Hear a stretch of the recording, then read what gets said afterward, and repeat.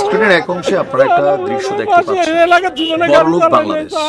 এখানে গরিবদের জায়গাটা সবসময় খর্ব হয়েছে।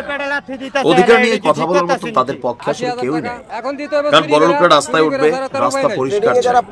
দেখেন এই যে সিস্টেমটা, যে এক একটা রিক্সাওয়ালা রিক্সা তুলে তুলে ডাম্প করা হচ্ছে, আমরা জাস্ট বুঝতে চাই, সবসময় এই কথাটা বলতেও চাই যে এদের পুনর্কর্মসংস্থান আমরা আগে কি তৈরি করছি।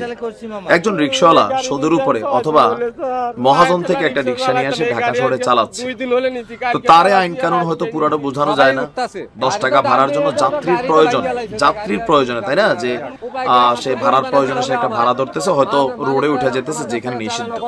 তো সেইখানে ওঠার পরে তার এই রিক্সাটাকে যে ডাম্পিং করা হচ্ছে, এই রিক্সার ক্ষতিপূরণ কে দেবে?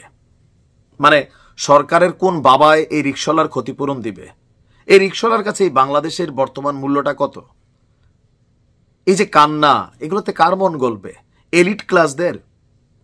যখন খুশি ফুটপাত থেকে তুটাল দিচ্ছেন, যখন খুশি গরিবের রিক্সা আপনারা ধরে নিয়ে যাচ্ছেন, যখন খুশি ব্যাটারি চালিত সবকিছু বন্ধ করে দিচ্ছেন, তাদের জন্য প্রথমে বিকল্প কর্মসংস্থান বা বিকল্প রুটি রুজির রাস্তা কি রাখছেন? চুরি ডাকাতি ছিনতাই। এই যে রিক্সাওয়ালাগুলা যাদের কালকে রিক্সাগুলা এইভাবে ডাম্পিং করা হলেও প্রত্যেকটা রিক্সার মালিকানা তাদের না। অনেকে মহাজনের গাড়ি চালাচ্ছেন, অনেকে সুদে টুদে কইরা গাড়িটা হয়তো রাস্তায় নামাইছে। তো এই রিক্সাটা আপনারা নষ্ট করে দিলেন, এরপর তারা ঘাড় ধাক্কা দিয়ে বের করে দিলেন, আইন দেখাইলেন। তো ভাই, এত আইন কি দেশে চলে? এই রিক্সাগুলো যদি আপনি বন্ধ করতে হয়, প্রথমে তাদের জন্য তো বিকল্প একটা রাস্তা থাকতে হবে। এই রিক্সাওয়ালা আজকে রাত্রে যদি আপনারা ধরে ছুরি মাইরা দেয়, তা আমরা তো আসলে কি বলবো তখন? ঢাকা শহরে নতুন আমরা দেখতেছি যে পরিষ্কার পরিচ্ছন্নতা প্লাস রোডঘাটের জন্য নতুন কিছু আইন এস্টাবলিশ হচ্ছে। ডিএনসিসি বলছে রিক্সা চলবে অভ্যন্তরীণ সড়কে। ব্যাটারি চালিত অবৈধ রিক্সার বিরুদ্ধে অভিযান পরিচালনা করা হচ্ছে। ডেস্কুর সহায়তায় এসব রিক্সা চার্জিং পয়েন্ট উৎপাদন ওয়ার্কশপ বন্ধ করা হবে। তো বন্ধ করার আগে তাদের জন্য বিকল্প যে সরকারি রিক্সা, সেটাকে আপনারা রেডি করছেন নাকি চালু করছেন? কোনোটাই তো করেন নাই। এটা অন প্রসেসিং এ আছে। 2 মাস, 6 মাস, 2 বছর পরে আসতে পারে। এই সময় পর্যন্ত এই লোকগুলোর জন্য কি কর্মসংস্থান আপনারা তৈরি করছেন?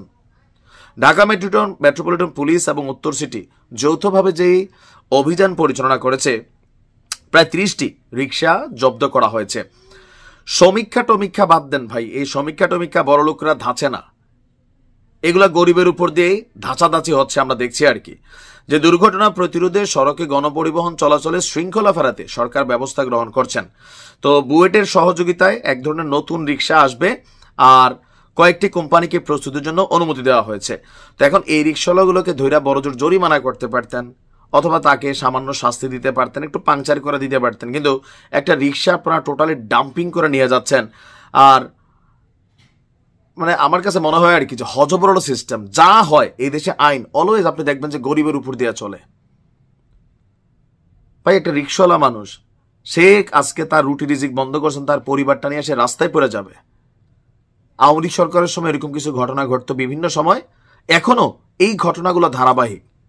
রাস্তায় শৃঙ্খলা দরকার, কিন্তু এই শৃঙ্খলার জন্য আপনি খালি গরিবের এই রিক্সার মধ্যে ডাম্পিং পালেন। কয়টা হুন্ডা ডাম্পিং করছেন আর কয়টা বড়লোকদের গাড়ি আপনারা ডাম্পিং করার ক্ষমতা রাখছেন?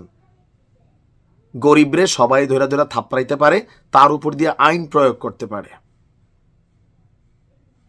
আমরা সরকারের কাছে দাবি জানাবো, যে কোনো ধরনের কার্যক্রম শুরু করার আগে এই মানুষগুলোকে পুনর্বাসন, যে এদের জন্য বিকল্প কোনো কিছু তৈরি, বিকল্প একটা সিস্টেম দেওয়া, রুটি রুজির ব্যবস্থা করা, তাহলে তারা এই অ্যাকশনটার পক্ষে তারা মানে রিয়েকশন করবে না। কেউ কেউ তো বলাই শুরু করছে যে শেখ হাসিনার আমলে তো আমরা রিক্সা চালাইছি ভাই এই রুট দিয়া প্রতিবন্ধীরা, এখন আপনারা কেন দেন না?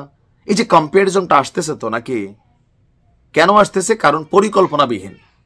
সরকারের প্রধানরা ভালো ভালো খায়, উপদেষ্টারা ভালো ভালো খায়, আমাদের বড় লোকরা ভালো ভালো খায়, আর যা যায় এই রিক্সাওয়ালার উপর দিয়ে। এরা খাইলো না খাইলো, রাস্তায় চুরি চিন্তাই করলো, ইট ডাজন্ট ফ্যাক্ট।